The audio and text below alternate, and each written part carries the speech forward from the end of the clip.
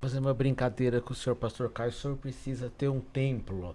Aqui o templo de Salomão assumir, porque o senhor fala tão de coração. Olha, Calma aí, que esse ponto aí é um ponto que eu vou entrar se o também. templo de Salomão, se me derem, eu implodo. Porque aquilo ali é uma idolatria, um bezerro de ouro. É uma coisa horrorosa, nojenta e feia. Eu sou, como já disse há pouco, daqueles que sabem que Deus é adorado em todos os lugares, onde quer que haja corações sinceros, que o amem e o adorem em espírito e em verdade. Quando Macedo morrer, e vai morrer um dia, não é? Ele não é perene, ele não tem, tinha um filho que ele achou que ia ser o herdeiro. Aí o garoto se confessou gay, o Moisés. Aí fez um vídeo na internet há uns 20 anos atrás, 18.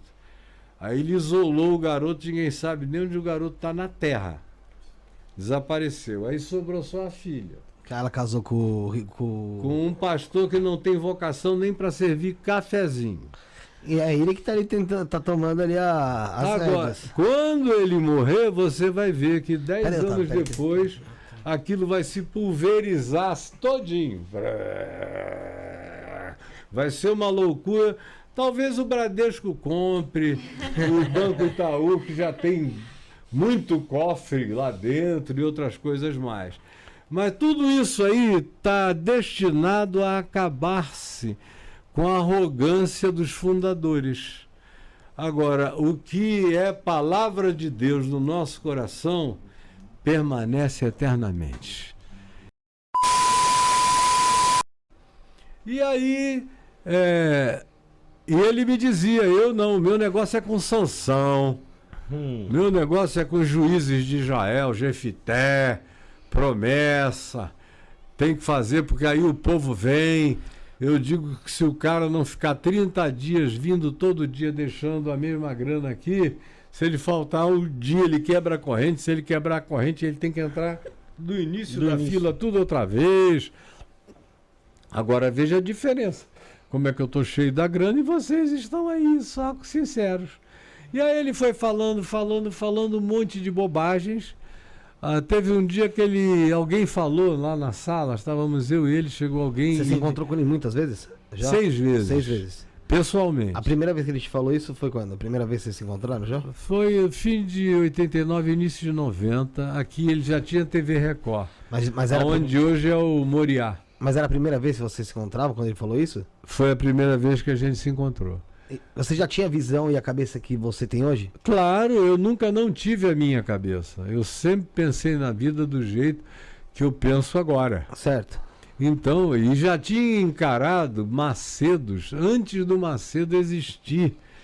Macedo não inaugurou uma era.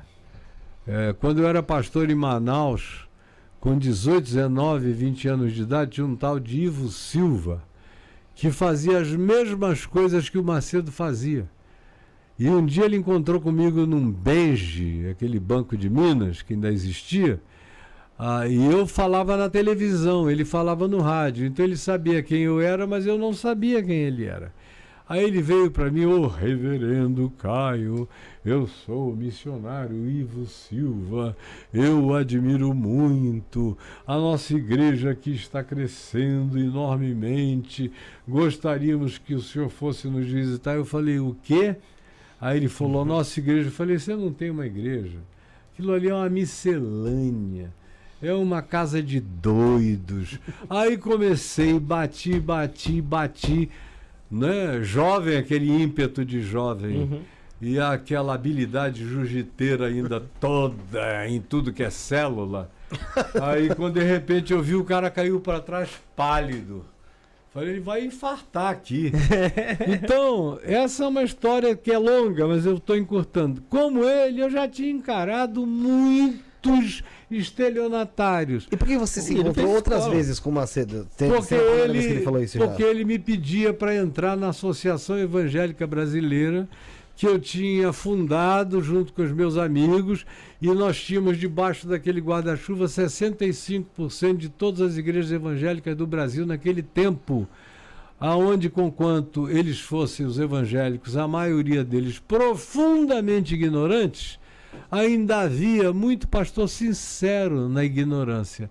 Não é como hoje, que o povo não é mais sincero e os pastores, a maioria deles, são perversos e estelionatários. Ficou infinitamente pior.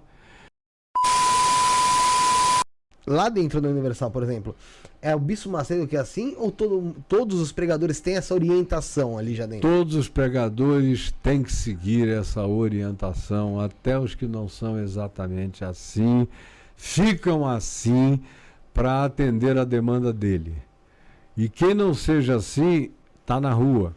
Como também o fato dele ter vasectomizado todo mundo para ser pastor da Universal, tem que fazer vasectomia. Isso eu não sabia. Tô louco. É, obrigatória a vasectomia. Se tivesse virado pastor Você da pode Universal... transar, comer alguém aqui, comer alguém ali, mas não tem problema Não pode ter porque não filho, vai engravidar. Não vai engravidar. É só para não Então é dar só margem. para não gerar despesa para a igreja. Então, aí tem essas e milhares de outras loucuras. Nossa, mas é umas E, coisas... e o que o cara começou a fazer era tão estapafúrdio, era tão louco, era tão medieval, era tão obscurantista, era tão horroroso, que eu não tinha condição de não me manifestar. Eu era presidente da Associação Evangélica Brasileira. Aí eu comecei a dizer que a única coisa que eventualmente poderia ainda haver de evangélico na Igreja Universal eram algumas pessoas do povo. Sim, Porque dos fiéis humildes e ignorantes, porque o resto não tinha nada de Deus ali dentro. Aí quando chegou uma ocasião que alguém falou, se Deus quiser, ele falou, olha, Deus aqui não. Poxa. Eu ouvi. O cara é Deus ousado, aqui não. É. Deus aqui sou eu. Se você quiser falar de Deus lá fora, Deus quiser, é problema lá de você com Deus. Que Aqui Deus sou eu, mando eu, não sei o que e tal. Aí tem um monte de outras coisas que Meu não vale Deus. nem a pena te dizer.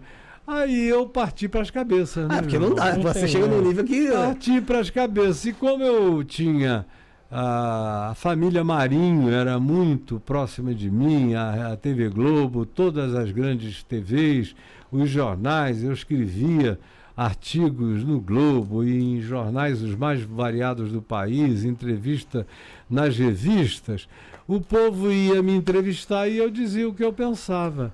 Aí o ódio, o acirramento dele em relação a mim foi crescendo imensamente. Porque até então eles iam ali, vamos dizer, tolerando. Ele tentou entrar na associação evangélica várias vezes, ele mandou inclusive 6 bispos dele.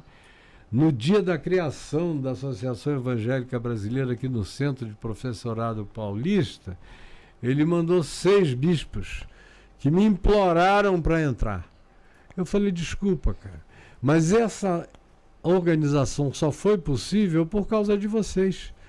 Porque vocês são tão horrorosos que até os inajuntáveis resolveram se juntar para se diferenciarem de vocês. Aqui não dá. É porque chegou uma hora que eu lembro que aí anos 90, já que estavam generalizando o evangélico ali com a Universal. Até hoje muita gente faz isso. Não, fazem, porque hoje em dia o Macedo é só mais um, né?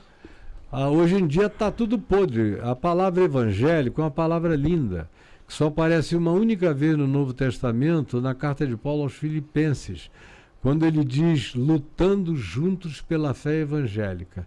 A palavra evangélico significa aquilo que carrega a qualidade do evangelho de Jesus.